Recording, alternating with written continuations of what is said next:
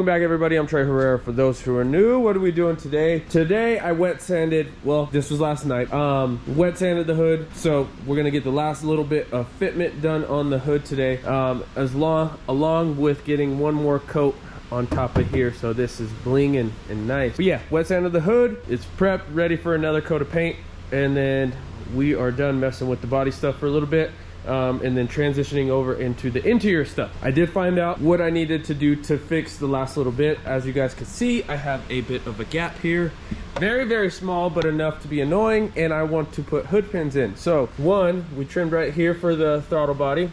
As you guys can see, it sticks out quite a bit. So that's that. And then also right in here, hits right on the throttle cable. Like, it literally sits on there. I verified this by taking off the nose panel and looking in there and seeing where it touched. So the ribbing on the hood needs to be trimmed back as well on the inside. I am not gonna cut this just yet because I need to go get a new bit for my Dremel tool. Grinder is a little bit more aggressive, I would like to say. So far so good, everything looks good.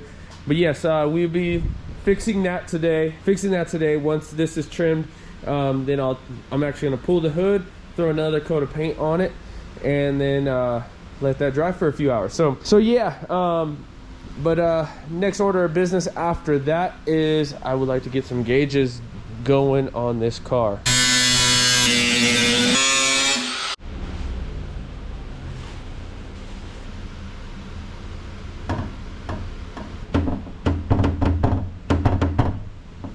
Okay, so we got that trimmed, everything trimmed, but we're still hitting. Like, it's still close, but not close enough. And it's hitting right on the front of the throttle body here. So, like, it needs just that much. Yeah, with the coupler on there, it raises it up just a little bit. So, unfortunately, I may have to trim some more, like maybe a slightly bigger square there, and then it'll go down that little bit. Damn, that sucks. Okay, so I did have to trim a bit, so I cut this notch out. A little bit more trimming needs to be done to make this look a little bit nicer, and then we'll resand this area, and then we'll paint this later on. But I also got some hood pins, just some cheapies for now until I get some legit ones, but some Amazon hood pins.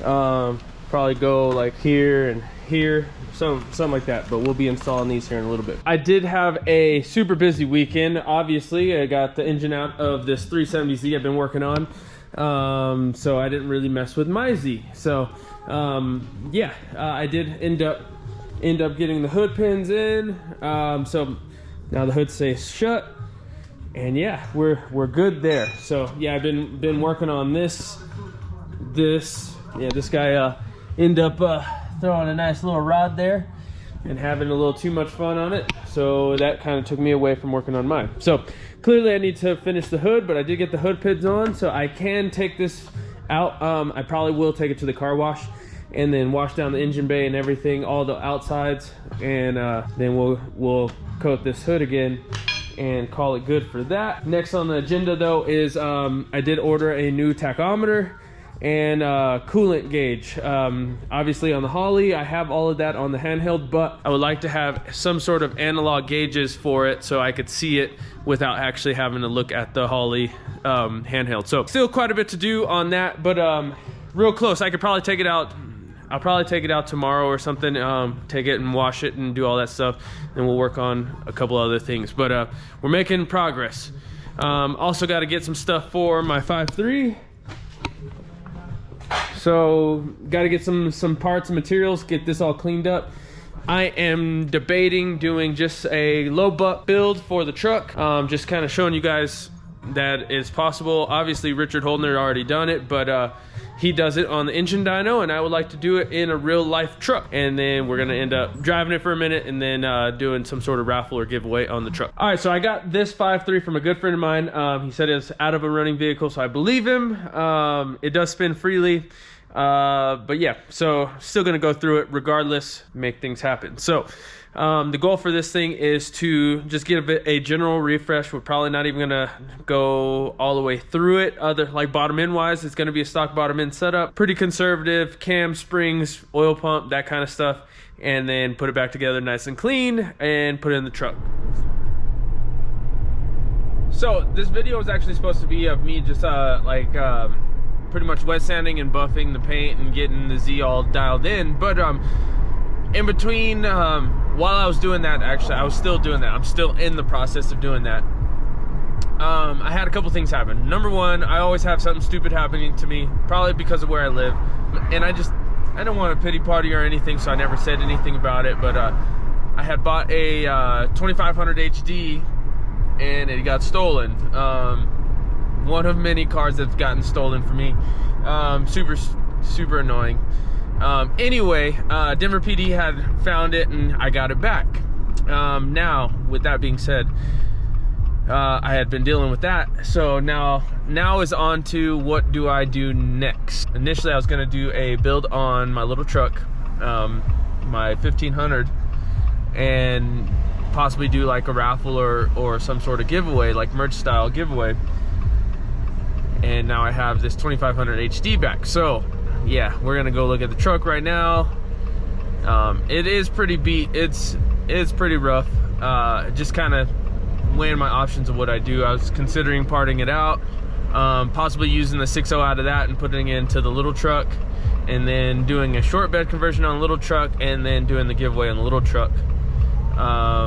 But yeah, so that happened. Then I got food poisoning over the weekend, so I haven't been doing anything. I've been in bed for the last 2 days. You guys know what comes with food poisoning, so I'm not even going to go into details.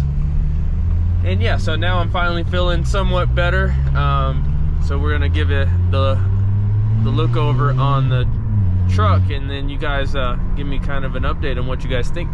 I know the whole YouTube thing is to show full-on restoration projects. It's just I'm not sure if I'm willing to do it on this truck now. I swear, either some crackheads or somebody stole it. Crappy part about the truck situation was I only had it like a few days before it got stolen, so I didn't even get a chance to put a kill switch on it or do any kind of safety measures to keep it from getting stolen. So you know, it is what it is. Now that I got it back, the reason why I'm considering even parting it is because the 4080 in it is, the reverse is gone. There's no reverse in it. The exhaust was falling off a bit. I don't know what they did, but the exhaust was falling off. Not that the exhaust is even an issue. I was planning on redoing that, but mainly the trans. I didn't really want to pay to rebuild the trans just yet. So they did smoke a ton of cigarettes. I'm a non-smoker, non-dirty person, and they smoked a ton of cigarettes in there, so it smells like trash. Just dirty. I think they had their dog in there. I mean, so I have yet to clean it up. I just got it back, but since I've been sick, I haven't been able to do anything really. So yeah, you guys can see it's pretty beat up. Pretty beat up. All right, guys. So this is it. This is the truck. Overall, body-wise, not in terrible shape. Interior is pretty nasty, but yeah, as you guys can see, we just got it back to the shop. They had a bunch of stuff back here. I don't know if they're pumping kerosene or